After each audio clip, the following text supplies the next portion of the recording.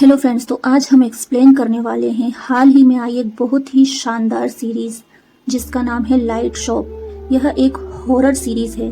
तो चलिए शुरू करते हैं। सीरीज की शुरुआत में व्हाइट साड़ी पहने हुए एक महिला को देखते हैं जो कि लाइट शॉप के आगे खड़ी होती है। वो शॉप से अंदर की ओर झांक रही होती है, लेकिन वो शॉप के अंदर नहीं जाती। साथ ही हम ये भी देखते हैं कि शॉप के आसपास बिल्कुल अंधेरा था। इसी के साथ वो इन अंधेरी गलियों में ही गुम हो जाती है। इसके बाद हम एक बस में एक युनमिन नाम के आदमी को देखते हैं। युनमिन जब बस स्टॉप पर उतरता है तो सामने वो उसी महिला को देखता है जिसे हमने लाइट शॉप के आगे देखा था। ये महिला एक बेंच पर बैठी हुई थी। इस महिला का नाम जियोंग था, जो कि शक्ल से परेशान और काफी अजीब लग रही थी। युनमिन उसे देखते हुए वहाँ से निकल जाता है। नेक्स्ट डे जब युनमिन वापस अपने स्टॉप पर आता है तो वो फिर से उसी महिला को वहीं देखता है, लेकिन आज उस महिला के पास एक बैग भी था। लेकिन युनमिन इग्नोर करते हुए यहाँ से निकल जाता है। इसके बाद हम जियोंग को अपनी फिंगर से उस टेबल को डैब डैब करते हुए सुनते हैं। तो वो आवाज इतनी तेज थी कि कोई सुने तो बहुत ही ज्यादा अजीब लगता है, लेकिन युनमिन इग्नोर करके वहाँ से निकल जाता है।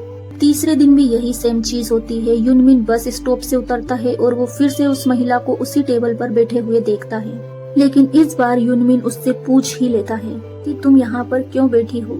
साथ ही वो उसे ये भी बताता है कि वो जिस बस से आया है वो आज की लास्ट बस थी और यहाँ कोई टैक्सी भी नहीं चलती।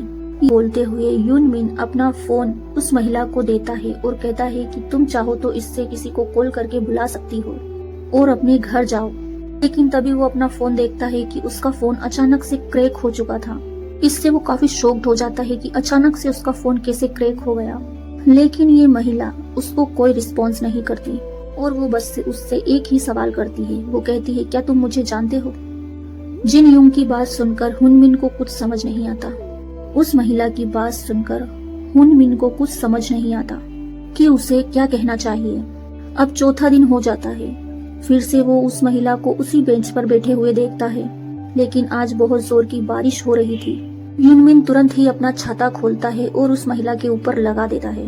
साथ ही वो उस महिला से कहता है कि मेरा घर पास ही में है, अगर तुम चाहो तो ये छाता रख सकती हो। लेकिन यहाँ पर जियोंग फिर से युनमिन से यही सवाल करती है कि क्या तुम मुझे जानते हो। लेकिन इस बार युनमिन उससे हाँ बोल देता है और वो उस महिला को याद दिलाता है कि मैंने कल ही तुमसे बात करी थी, इसी वजह से मैं तुम्हें जानता हूँ। जियोंग यहाँ ज्यादा नहीं बोल रही थी, लेकिन वो सवाल ऐसे कर रही थी जिससे युनमिन परेशान हो रहा था। जियोंग युनमिन से फिर से कहती है, क्या तुम मुझे कल फिर से मिलोगे? लेकिन युनमिन को फिर से समझ नहीं आता कि अब उसे क्या जवाब देना चाहिए। इसी के साथ जियोंग युनमिन से उसके घर में चलने के लिए कह देती है। साथ ही वो युनमिन से ये भी कहती है कि हम कल नहीं मिल पाएंगे और वो युनमिन से ये कहती है कि हमारे पास सिर्फ रात तक का ही समय है। अब यहाँ युनमिन को उसकी बातें थोड़ी ऑकवर्ड तो लग रही थी, लेकिन वो जियोंग की बात मान जाता है। इसके बाद जियोंग और युनमिन के घर आ जाते हैं। रूम के अंदर जाते ही युनमिन लाइट ऑन करने वाला होता है, तभी जियोंग उसे लाइट ऑन करने से मना कर देती है। महिला ही अजीब है। जब महिला अंदर आती है तो अचानक से घर का दरवाजा ऑटोमेटिक ही बंद हो जाता है। ये सीन यहाँ काफी ज्यादा डरावना फील कराता है और हमें ऐसा फील होता है कि युनमिन ने यहाँ किसी आत्मा को बुलावा दिया है। इसके बाद ये सीन यहीं कट हो जाता है। इसके बाद यूनिवर्सिटी हॉस्पिटल का सीन दिखाया जाता है, जहाँ हम बहुत सारी नर्सों को देखते हैं। सारी नर्सें ये चाहती थी कि उनकी हेड नर्स उनके साथ आज डिनर पर जाए, क्योंकि उनकी हेड नर्स बहुत ज्यादा काम किया करती थी। बाकी नर्स का कहना था कि तुम बहुत ज्यादा वर्क करती हो, तुम्हें ब्रेक लेना चाहिए। लेकिन हेड नर्स उनके साथ डिनर पर जाने के लिए मना कर देती है। तभी योंगजी नाम की एक नर्स अभी के लिए यहाँ का काम संभालने के लिए कह देती है। इस वजह से वो लंच करने के लिए राजी हो जाती है। इसके बाद जब योंगजी अकेले काम कर रही होती है, ये सभी नर्सें ICU का वर्क करती हैं। तभी वहाँ एक अनजान शख्स आता है, लेकिन ICU के अंदर सिर्फ और सिर्फ स्टाफ मेंबर ही अलाउड थे। इसके अलावा पेशेंट की फैमिली मेंबर्स परमिशन लेकर यहाँ आ सकते थे। उस अनजान व्यक्ति को देखकर योंगजी उसे यहाँ से जाने के लिए कहती है, लेकिन वो अनजान शख्स सिर्फ इतना पूछता है कि मॉर्टरी रूम कहाँ पर है, यानी कि मुर्दा घर कहाँ पर है। ये उस नर्स के लिए काफी अजीब था, लेकिन वो उससे आगे कुछ पूछ पाती तभी यहाँ एक मरीज की हालत बहुत ज्यादा खराब हो जाती है और योंगजी उसकी हालत को स्टेबल करने के लिए बाकी नर्सों के साथ वहाँ पहुँच जाती है और वो जब तक वापस आती है तब तक वो आदमी वहाँ से जा चुका था। उसके बाद ये सीन यहीं कट होता है। नेक्स्ट सीन में हम एक बायोंजिंग नाम के आदमी को देखते हैं, जिसे हम एक घर के अंदर देखते हैं, जो कि ठंड से बहुत ज्यादा ठिठुरा हुआ था और सोने की कोशिश कर रहा था, लेकिन बाहर कुत्तों के भौंकने की वजह से वो सो नहीं पाता और वो बाहर निकलकर गुस्से में उस कुत्ते पर चिल्लाने लगता है। इधर लाइट शॉप के अंदर हम बाइंग जिन को देखते हैं, जो कि रियल में वो लाइट शॉप का ओनर था। ये वही लाइट शॉप है जिसे हमने मूवी की शुरुआत में देखा है, जहाँ वो व्हाइट कपड़े वाली महिला खड़ी थी। यहाँ अजीब सी बात तो ये है कि इस आदमी ने रात के टाइम भी सनग्लासेस लगा रखे थे। वो एक लाइट बल्ब को देख रहा होता है। अभी उसकी शॉप पर एक कस्टमर आता है और वो उससे एक लाइट बल्ब मांगता है। और हम ये भी देखते हैं कि यहाँ बाइंग योंग की शॉप रात भर खुली रहती है। साथ ही बाय योंग किसी भी कस्टमर को जब कुछ देता है, जैसे कि बल्ब, लाइट का सामान, तो वो सबसे पहले उसका एड्रेस, नाम, पता सब कुछ लिख लेता है। अब वो कस्टमर बल्ब लेकर चला जाता है।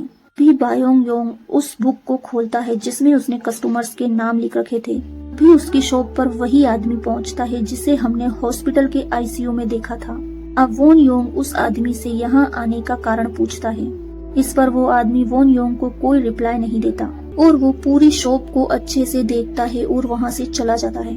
इसके बाद वहाँ एक और महिला आती है। ये महिला वोन योंग से ये कहती है कि दिन में तो तुम्हारी शॉप किसी को नहीं दिखती, या फिर शायद हमने ध्यान ही नहीं दिया होगा, लेकिन ये रात में बहुत ही ज्यादा लाइट आउट करती है। वो यहाँ बाइंग योंग से एक फ्लोरेंट ट्यूब लेती है और यहाँ से चली जाती है। इसके बाद हमें एक हाई स्कूल का सीन दिखाया जाता है। स्कूल के प्लेग्राउंड में हम एक लड़की को देखते हैं जो कि हमें काफी अजीब लगती है। वहीं ऊपर क्लासरूम में कोई लेक्चर चल रहा था। क्लास के अंदर हम युंजू को देखते हैं। युंजू प्लेग्राउंड में खड़ी उस लड़की को हाथ से हेलो करती है, लेकिन प्लेग्राउंड में खड़ी लड़की उसको कोई हैंडबैग नहीं देती। इसके बाद क्लास टीचर अटेंडेंस लेना चालू करती है। तभी हम ये चीज भी नोटिस करते हैं कि क्लास टीचर इन 4 लड़कियों में से 3 लड़कियों का नाम तो लेती है, लेकिन युंजू का नाम वो नहीं लेती। ये भी बहुत ही अजीब सी बात थी। तभी हम युंजू की फ्रेंड बोबे नाम की लड़की को देखते हैं। हॉरर स्टोरी सुनाना शुरू कर देती है, जो कि इस स्कूल में अकेली रहती है। वो कहती है कि ये लड़की इस स्कूल में अकेले ही रहती है और जहाँ भी खाली सीट मिलती है वो वहीं जाकर बैठ जाती है और बहुत ही कम लोग उसे देख पाते हैं। इसका मतलब यही था कि वो एक हॉन्टिंग स्पिरिट थी।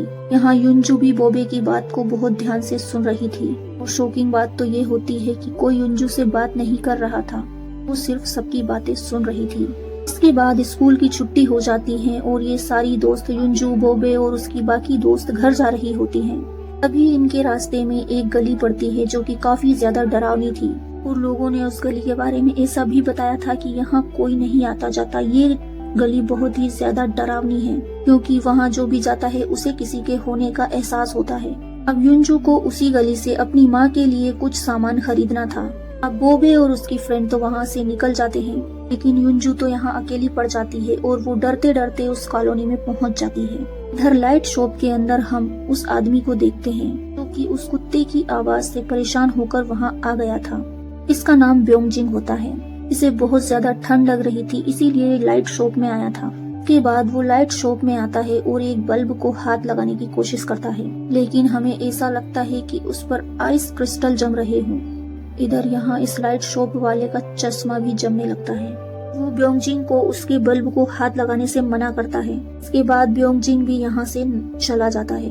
साथ ही वो ये भी सुनाते हुए जाता है कि तुम्हें कस्टमर से डील करना बिल्कुल नहीं आता।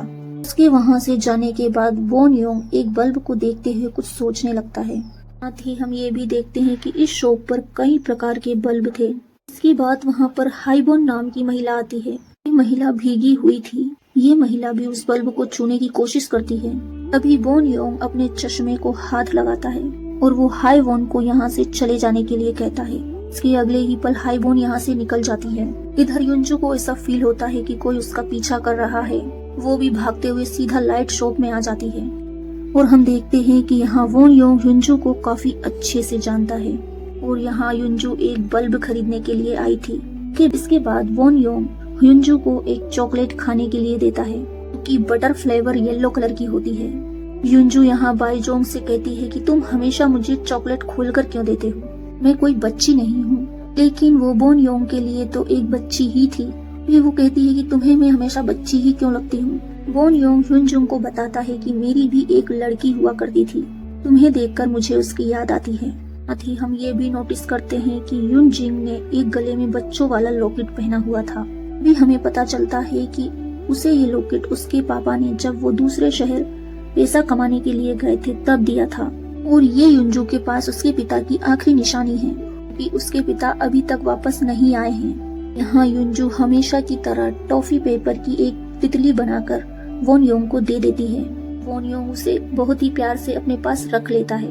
युंजू वॉन योंग से उसकी एज के बारे में पूछती है। इस पर वो बताता है कि मैं तुमसे तो काफी बड़ा हूँ और इतना बड़ा हूँ कि मेरी तुम्हारे बराबर एक बच्ची भी हो सकती है। तभी हम टेबल पर पड़े हुए एक मिरर में देखते हैं कि वॉन योंग बहुत ही ज्यादा उम्र दराज बूढ़ा आदमी है, लेकिन वो बाकी सभी लोगों को जवान दिखाई देता है।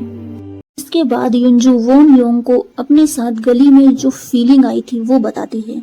कहती है कि मुझे ऐसा लगा कि मेरा कोई पीछा कर रहा है। वो कहती है कि मैंने किसी को कॉर्नर पर देखा था। उसकी ये बात सुनकर वॉन योंग थोड़ा सीरियस हो जाता है।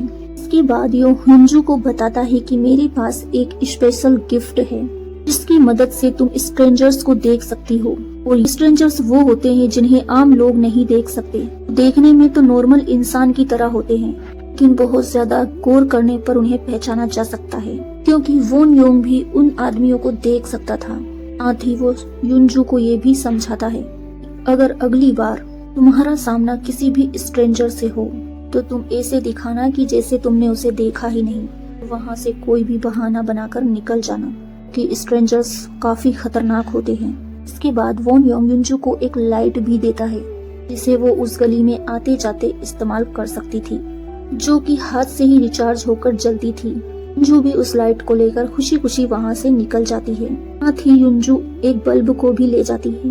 उसके जाने के बाद वॉन योंग युंजू की बनाई हुई बटरफ्लाई को एक बॉक्स में रख लेता है और उसने बहुत सारी ऐसी बटरफ्लाईज इकट्ठी कर रखी थी, यानी कि यहाँ युंजू पहले भी आती थी और वो इसी तरह से बटरफ्लाई देकर जाती थी। के बाद हमें युनमिन और जियोंग का सीन दिखाया जाता है। यहाँ युनमिन की नजर जियोंग की उंगलियों पर जाती है।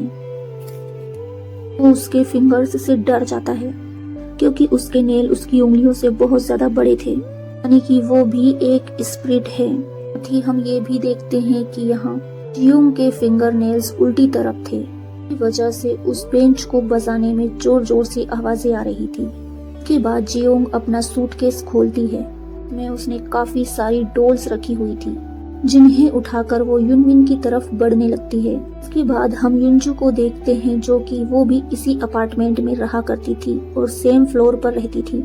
इधर युंजू अपने रूम की तरफ जा रही होती है, अभी वो जियोंग को उसके सूटकेस को घसीटते हुए ले जाते हुए देखती है। के बाद में युंजू उसको गुड इवनिंग भी कहती है। इससे जियोंग को समझ आ जाता है कि युंजू उसे देख सकती है और यहाँ जियोंग के फेस पर एक अजीब सी स्माइल आती है। इसी के साथ हम जियोंग के सूटकेस से खून बाहर आते हुए देखते हैं। का मतलब ये था कि जियोंग ने युनमिन के साथ कुछ गलत कर दिया, सूटकेस में भरकर उसे ले जा रही होती है। के साथ एपिसोड 1 यही खत्म होता है। अगर एपिसोड 1 पसंद आया है तो एपिसोड 2 के लिए कमेंट्स करें। Thanks for watching.